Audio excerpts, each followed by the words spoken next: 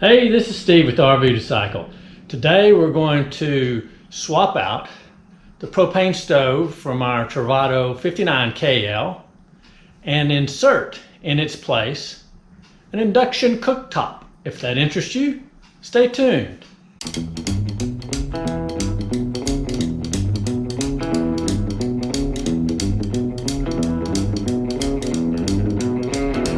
The first thing we have to do is turn the gas off. There is a switch back here in one place. We turn that off, and then there's a switch on the outside,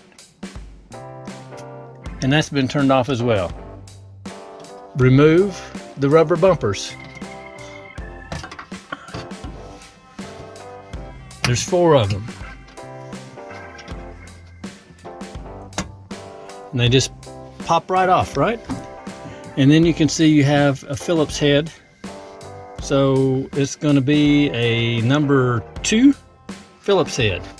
You could use a drill with a Phillips head bit in the drill. It would go a lot faster, but we're going old school this time.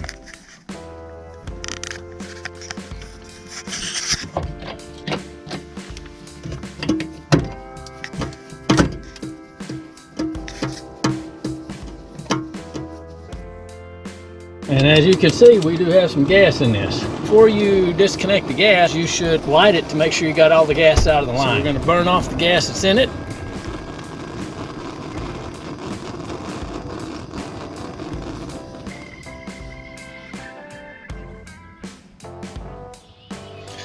You want to stick your hand down there and see if there's a flame that we just can't see?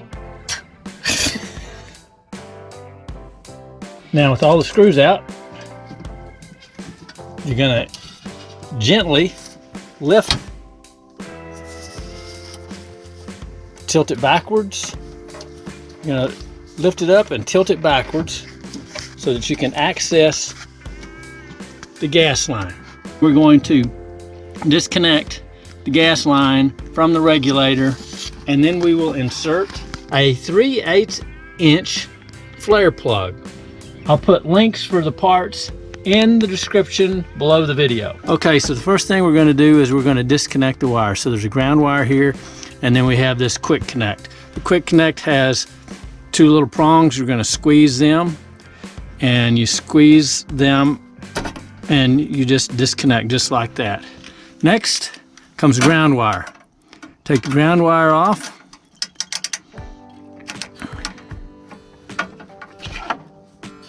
And it's off. And then we're gonna screw that screw back in so we don't lose it. Now we're gonna go here, and we're gonna use a 3/4 inch and a 19 millimeter here on this flare fitting of the regulator, and we'll use the 3/4 inch on the supply line. So it might not come off this easy. You might have to use a little bit of more muscle power than what I'm using now. Oh, really? Come on, here we go. There we go. All right. So I think I can do this by hand at this point. We're gonna unscrew it, and then once we have it unscrewed, Kelly will move the stovetop out of the hole, and I will put the flare nut in, which will cap this line. So the flare nut, put it in. It's already, I pre-taped it with PFTE. It's a special Teflon type tape that is used for gas fittings. When you are working with propane or other gas, this is a different type of Teflon tape. You do not use regular Teflon tape. This will say quite clearly on the label, propane, LPG, natural gas, etc. One way you know you got the right stuff is it's yellow. It is not white. And now I'm gonna need an 11/16, I believe. Kelly, if you don't mind getting me the 11/16. We have a box end ratchet here. One of the tools I think this was my dad's at one point.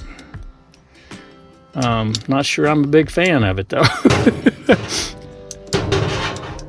Oh my word.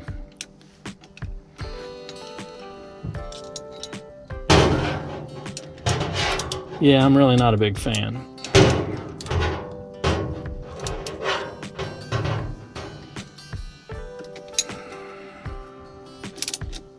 There we go. I just need somebody to show me how to use it.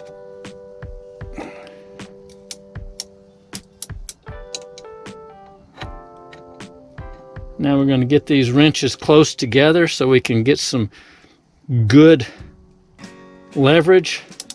You want this to be tight. You don't want this thing leaking. All right. Now we have it tight. Now before we as we get ready to turn the gas back on, can spray some soapy water around this connection, turn the gas on. If there's any bubbling, you know it's not tight enough. Or you can dip this, immerse this into a container of water, turn the gas on, and if the water bubbles, same thing. You know that it's not tight enough. If there was anything flowing at all, gas or air ahead of the gas, we would get bubbles. All right, I see no bubbles. There are no bubbles here. So we're ready to go to the next step.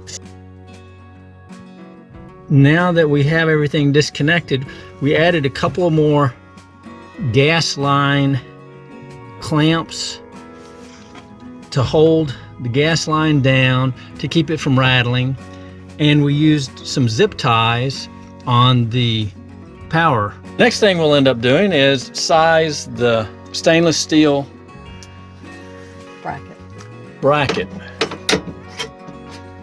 Look at that, dropped right in, just as pretty as it can be. Now this is just a protective film on there, and so that'll come off when we get ready to make the final mounting. Does it matter which end your controls go? To me, yes, because I don't want them here because I set things from here and I don't want to accidentally turn it on. So I want it that way. Well, then why did you put it in there backwards? Because had to think through it out loud? Well, just because it's, yeah. But until we put the power box in, it's got to go that way because the power's over there.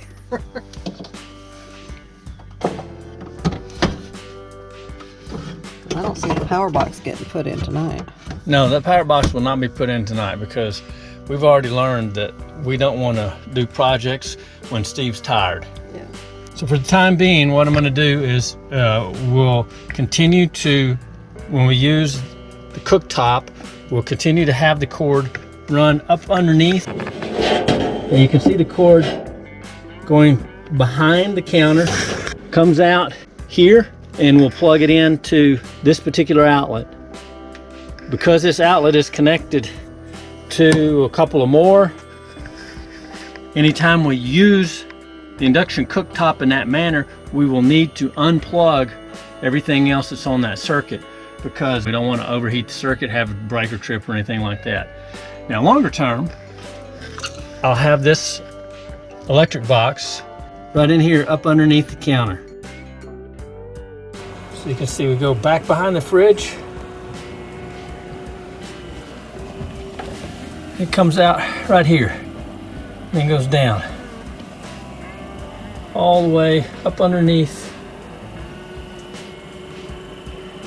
Then when we get in the corner here, we go through this channel.